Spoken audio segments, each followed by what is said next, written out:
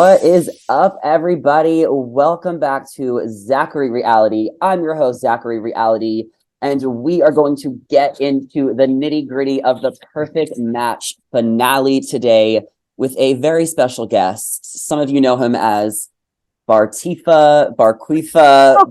Oh, here we go.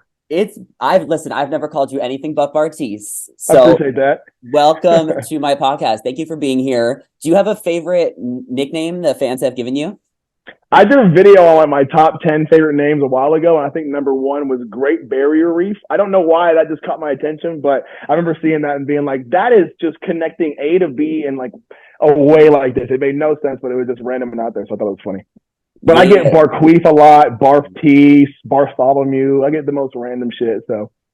Yeah, and I called you Drake when I met you a couple weeks ago because I thought you looked like Drake. So I get Drake in public a lot. I used to get Steph Curry in public a lot. But now I'm Bartise, so it's just Bartise, guys. Bartise. But you ended up going on Perfect Match, which we all just saw the finale.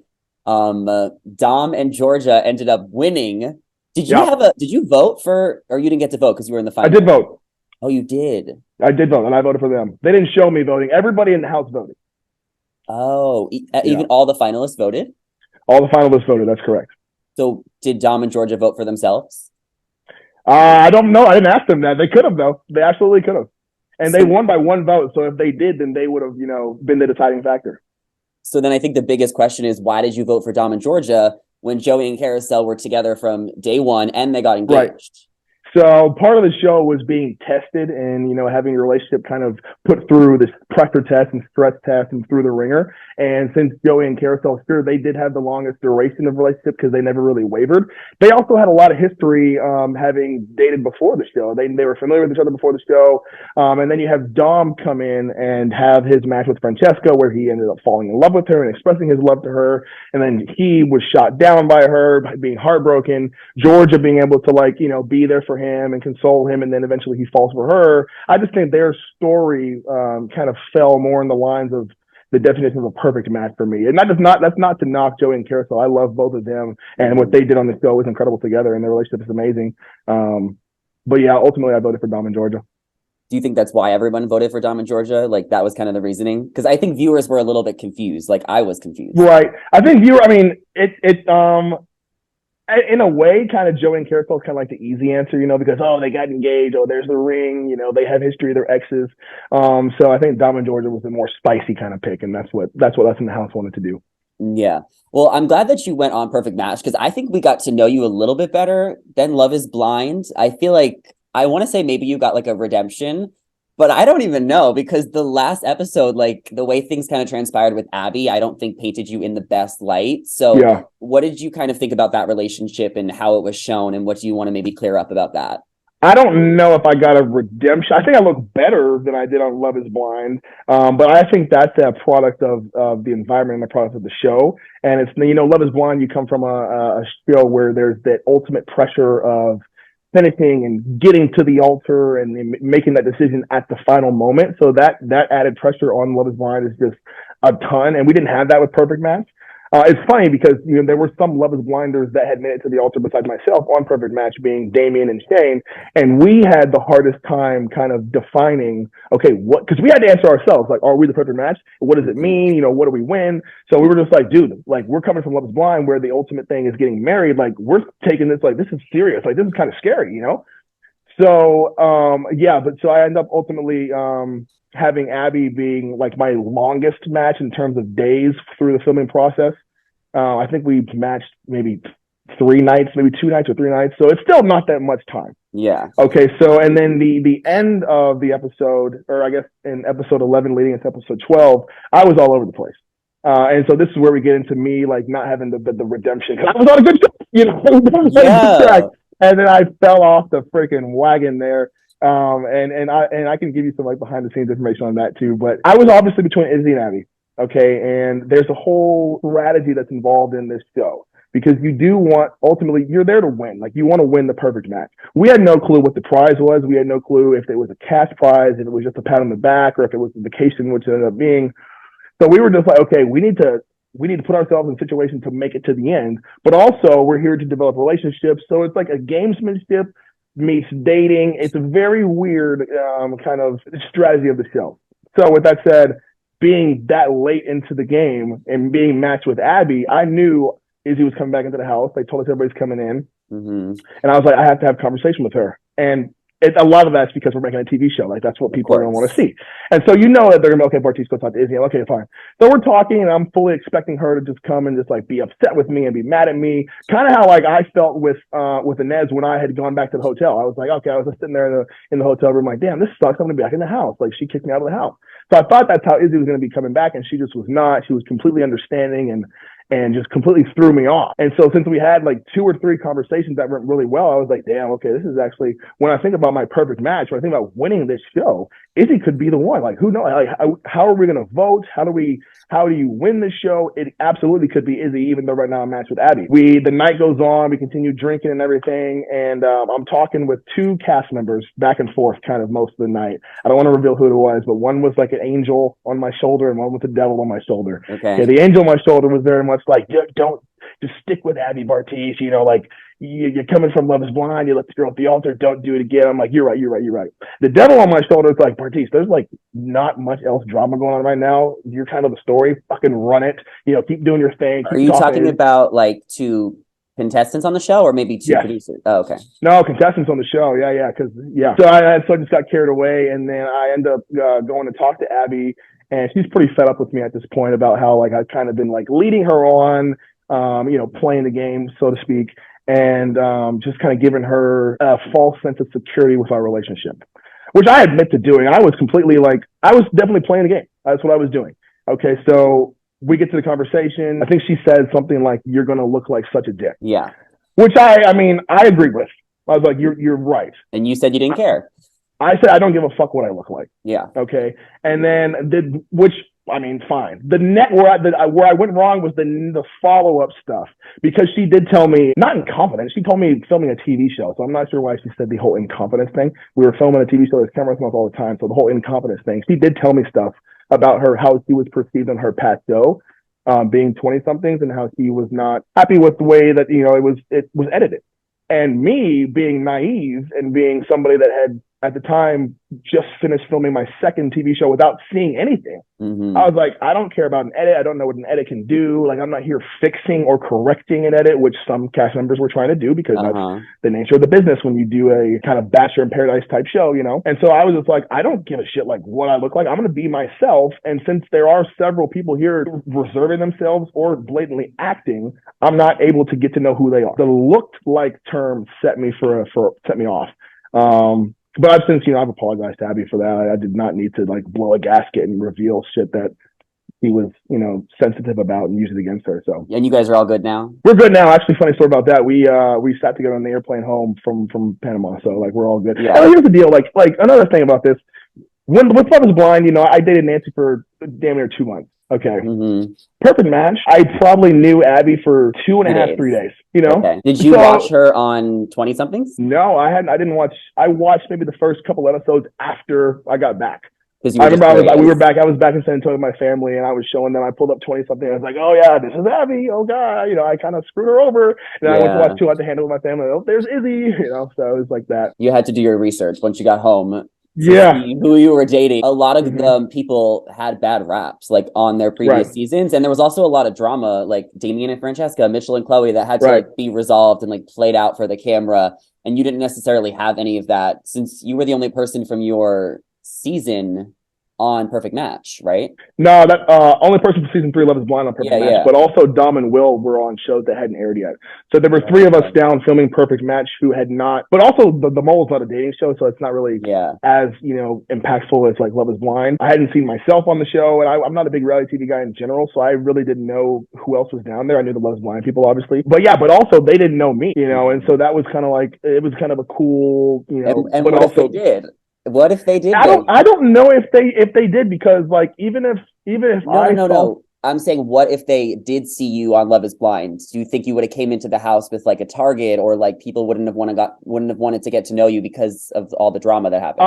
I think that's easy to believe, but I think that being on the other side of a reality TV show, being the reality TV person, Give you kind everyone the of get an benefit of the doubt. understanding. Yeah, you get an understanding of like what you go through and how tough it is dealing with being in the public eye, especially on a show like Love Is Blind that has such a reach. So, I'll give you an example. Like Francesca, she is getting a major villain edit, and she is an absolute sweetheart. And I would not, even after seeing Perfect Match, and I watched her season 2 on Handle. I did watch that season way back in the day, so I knew who she was. There was no prejudgment there on my behalf because I was just like, you're on reality TV, I'm on reality TV. Let's bond over that instead of bond over what some TV show makes you out to be or what millions of people online say you are. For sure. Were you team Francesca or team Savannah being there? So I was never in the house in the same time as Savannah until the very end. Okay. And I have heard that. I mean, I don't want to pick teams. I'm not here to pick teams. Yeah. Man. Okay. I like both those girls. They're very cool. I like all the cast members. Like, I'm not here to pick teams. And I would like. It sucks that I'm already seeing like TikToks and reels posted like kind of subliminally attacking. I've been attacked several times already by cast members, and that kind of sucks because you can say it's all fun and games and they're all trying to get engagement, interaction, and comments and stuff. And my name is like, very triggering right now, so that's fine. I mean, I understand it. But like we should be banding together because we went through this together. This is like a trailblazer type show for Netflix. They've never done this. Like I just talked to a Netflix exec today and he said this is like the NBA All-Star game. Like everybody comes together. Everybody's the main player, but who's gonna like win the dunk contest? Who's gonna win the 3-point shootout? And so when you get people together that are like this special level of Netflix TV and they start attacking each other, that's like a fire in the house. It's like we're one family and we're living this fire. That's not cool. But it also makes the show. This is reality TV. So we kind of like the teams, the versus. I mean, I just asked that because I think Savannah and Francesca was probably the biggest feud of the season. Other than that, it seemed like pretty much everyone got along and didn't have drama other than like their coupled drama. But this was a really good show. I watched all the Netflix shows. I felt like this was a really good cast. I think they should do it again. I think it was a good format.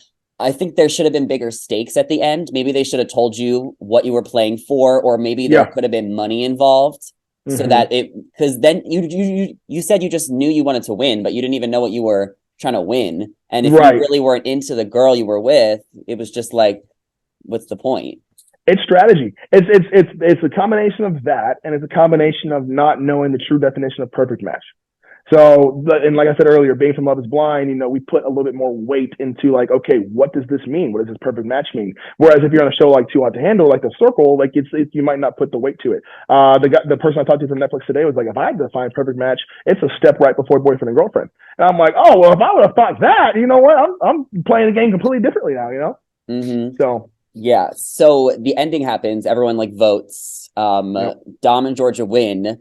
Well, it turns out none of these couples are together. Boom. Yeah, shocker, huh? Dom and Georgia broke up. We'll hear them, speak about it whenever they want to. Chloe and Shane broke up. Kariselle and Joey broke up. They got engaged. That's shocking. Is anyone together from this season? No. I heard some rumors about 1-2 people in the house, but I don't even know if that's true. I think they're just faking that. But if you look at the final 5, I still talk to Izzy. I'm still in communication with her. I don't know if I can say that about any of the other matches that were with me. So we should have won. And it's funny. They changed the voting strategy, the voting style in the house. Like we talked about at the beginning, we were allowed to vote. And this is a season 1 show, so a lot happens on the fly. They didn't make it seem like on the final edit that we were allowed to vote, but me and Izzy had a lot of votes. I'm going to leave it there. Me and Izzy had a lot of votes. Who's voting for you? You guys didn't, no offense, but you guys didn't deserve to win. Right, I know, but people were upset and wanting to vote. So interesting. Where does Izzy live? Izzy lives in Manchester. Oh, Manchester. That's how she said it. Yeah, Manchester. Okay, so you guys are still like talking as friends. Yeah, we'll still talk as friends. We'll FaceTime every once in a while. Yeah, just keep it up. So are you more likely to get back with Izzy or Nancy? I think Izzy's more my speed. Yeah. Do you still talk to Nancy as friends? We just watched After the Altar like a week before Perfect Match came out. I know, that's insane. Like I had 2 shows come out in a matter of 4 days. No, I haven't talked to Nancy. I think the last time I talked to her was when we filmed the reunion. So no, but actually After the Altar, that was interesting because that's when like you guys see her cut me off. But Hmm. then, that actually after that party happened, that she was sitting on this couch. I had an after party at my place, and she freaking came over to it. So I'm like, you're saying we don't want to be friends? Like, what are you doing at my after party, girl? So Yeah, yeah. it's one of those things. I thought After the Altar was pretty good. Mm-hmm. I think Alexa and Brennan got like a lot of backlash from it, but they were also like, the couple that everyone loves. They're Yep. like the example. What did you think of how that played out, like on the TV? Was it like accurate to what was happening when you filmed it? I think everything that I was a part of with like the me and Nancy barbecue date that we had, I think that was like exactly what happened. I think the bro time that Cole was excluded from, where we kind of played like bowling with footballs, I think that was very accurate. Brennan was very much pressing his agenda towards me and Matt and SK. But I think we all handled ourselves, and it was kind of like SK, Matt, and myself against Brennan, and Brennan kind of just directing everything towards us. And that's what they made it seem like too. So that was accurate. And then the party, there's actually one thing that didn't get shown, which was when me and Cole meet up, and we had our own time where we talked about everything, and they didn't show that. I wish they did because that was fun. And then the last thing was the party situation, and that was very accurate too. They did a great job of portraying how it actually went down. Yeah, I mean, and you and Nancy had such a dramatic like ending on Love is Blind, but then it doesn't even compare to what has transpired between Raven, SK, Cole, and Zenib. Like, it's just like Love is Blind is so good. I mean, the Netflix, there's just so much drama with like these couples. It's so intense. Yeah. What do you kind of make of all of that? You said you weren't into reality TV before, now you're kind of caught up in this world.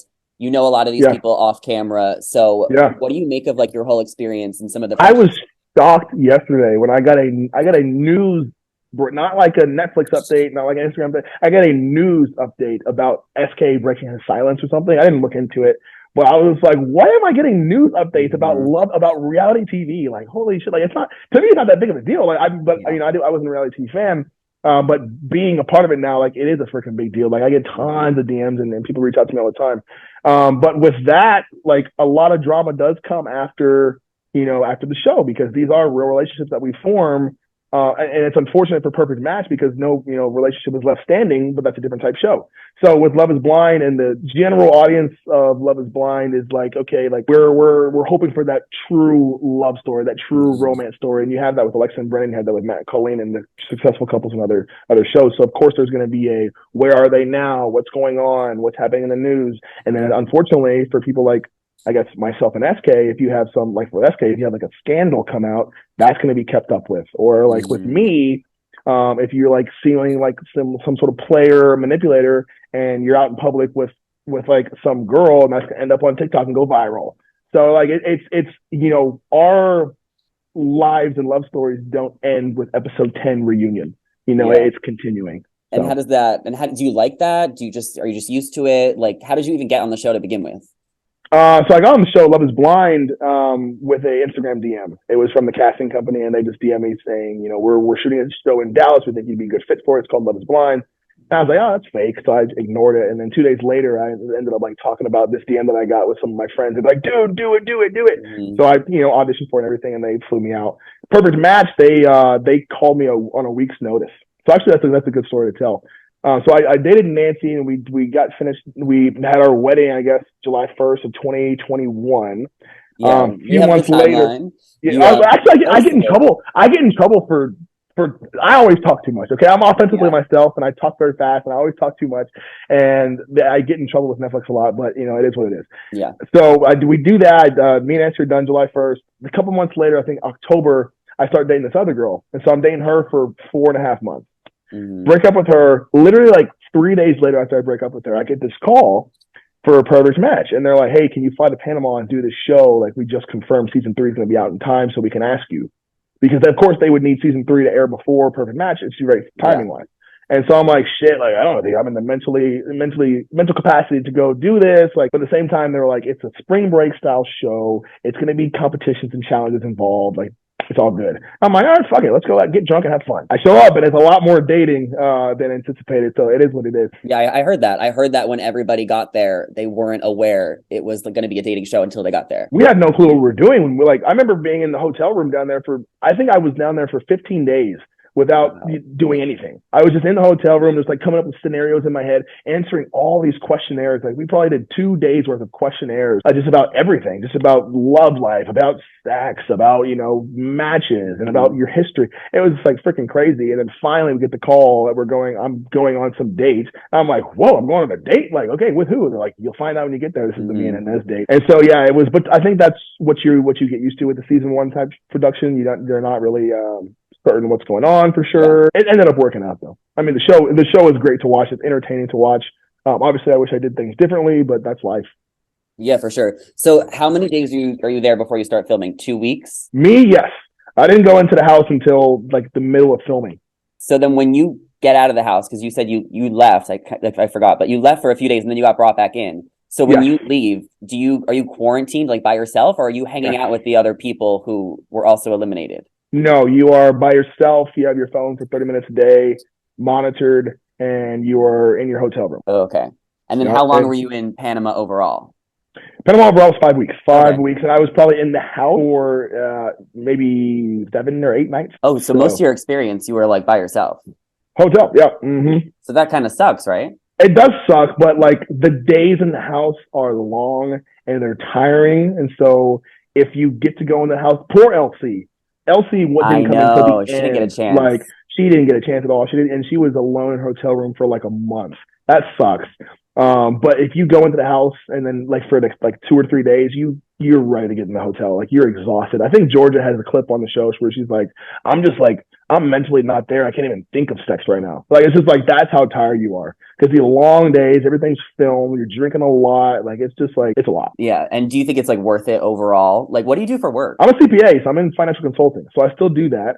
I have a bunch of other streams of income now. I have an OnlyFans now, so that's pretty cool. Okay, everyone go subscribe. Yeah, go subscribe. Check me out on OnlyFans. I'm doing a trip to Costa Rica where I can host like 20 different fans, and then we're going to all go to Costa Rica together and party together. That's in October, and just Instagram brands and stuff like that. So, but I still have my 9 to 5. I still have my main career, which is my main source of income. So you'll just kind of keep that, and then also just take advantage of the opportunities you've been given now that you're on Netflix. Exactly right, and I'm trying my best to take advantage of it because I do get a lot of love, but primarily it's a lot of hate and stuff. So I'm trying to make it worth it. I'm trying to stay positive and try and smile. Try to understand that this is entertainment on a TV, and it's an exaggerated version of everything that you see. Yeah, and hopefully people who are listening to this interview or watching it can see that you're a chill guy. Like you're nice, you're cool, you're not this like dick that you kind of come across on TV, but you also can kind of be a dick sometimes too. Absolutely I can, and I apologize to anybody I've ever been a dick to. But that's life, and I'm trying to look at these, and that's why I'm so blessed to have Love is Blind and Perfect Match because I'm able to see myself. I wish that I was able to see Love is Blind before Perfect Match. Yeah. That way I could have had some time to grow. But I'm blessed to have seen myself through Love is Blind and not myself through Perfect Match because I can take a step back and really identify for myself what I need to work on. And I have done that. And of course, people in the DMs tell me what I need to work on, but I'm very critical of myself. And I have a great family behind me that's going to tell me the same thing. So I'm just grateful for these opportunities.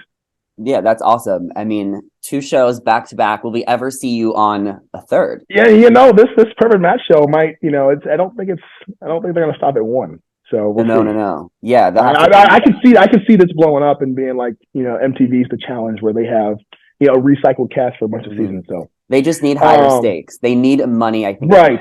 I know there's a show on, it might be in Paramount. It's called All-Star Shore. All-Star Shore, yeah, they asked me to do that. There's a lot of show opportunities. Some for like villains only. Yeah, House of Villains. House of Villains. They asked me to do that one too. Yeah, I had turned that one down too, but there's opportunities out there, so I might make a return to TV. So, are you single right now? Yes, I am single right now. Okay, and if there was one contestant from your season of Love Is Blind that you think should go on Perfect Match next year, or maybe 2, who do you think it should be? Oh, that's a good question. Okay, number 1, Cole. Yeah. I think, and that's purely because everybody wants to see Cole. He's very unique. He's very different. I would like to see him in that. I would like to see him in that environment. Mm-hmm. Also, Raven. I would like to see her there. Well, Raven's dating somebody now, so I don't think I can say her. Well, maybe they'll break up. Maybe they'll break up, or maybe she'll break up with him to go do that. Yeah, like some other people may or may not have done. I don't have. Yeah, exactly right. You never know. You know what I'm You saying? never know. Or maybe, yeah, that's. I'm not gonna get into that. What if they put yeah, let's not. What if you put Zeneb and Cole back in on Perfect Match? Is that a good idea or no? That would stir it up. Or SK can go to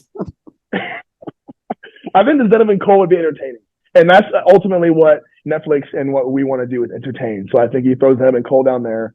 That'd be good. And actually, I was actually asking, like the week leading up to my flight, I was like, "Yo, are y'all inviting Raven?" I was like, "Yo, Raven, you come to Panama? Like, what's up?" Because she posted on a flight.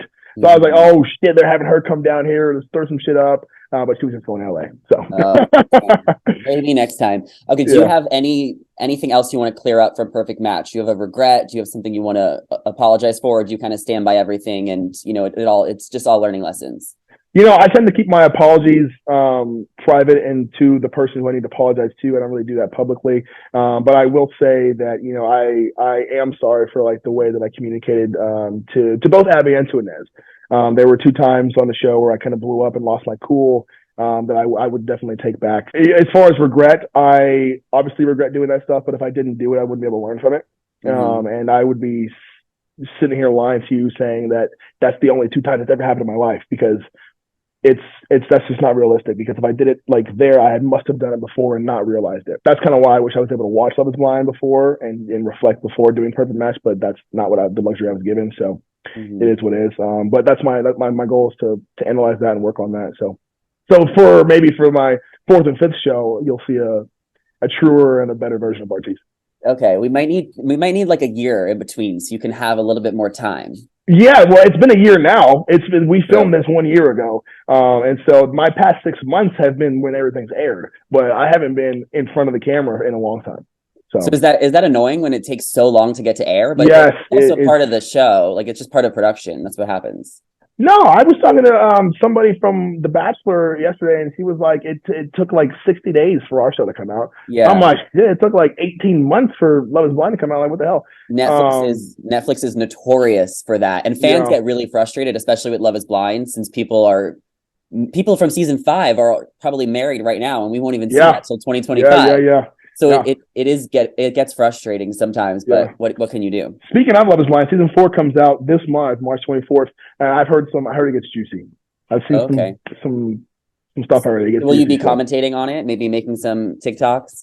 I will be, but having been through it, and I've said this before, I'm not gonna sit here and make fun of anybody. I'll give my 2 cents and I'll say, oh, maybe he shouldn't have done that or she shouldn't have said that, but I'm not gonna be like making TikToks using people's names and stuff like that. So okay. Sounds good. Well, thank you so much for being here. I really appreciate it. Where can everybody follow you on the gram, on TikTok, and follow me on the gram, follow me on TikTok, same handle, Bartise B. Check out the OnlyFans. I'm in the top 2% of creators already. It's been 3 weeks, so that's pretty good. And yeah, that's it. I thank you for having me. Thanks for letting me clear the air, not really share my side of the story, but kind of just own up to everything that I've done. And hopefully we'll be talking soon. For sure. I'm sure I'll see you. Bartweek. I don't even know what they call you.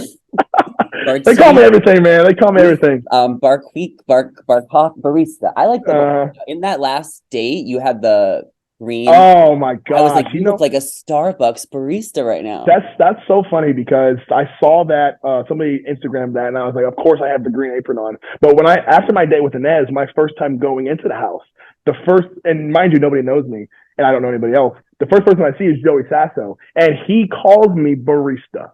And this is a year ago. This is before anything ever came out. This is before all my nicknames. And I'm just like, what are the odds of this? Like, they're definitely going to air that. They didn't air it.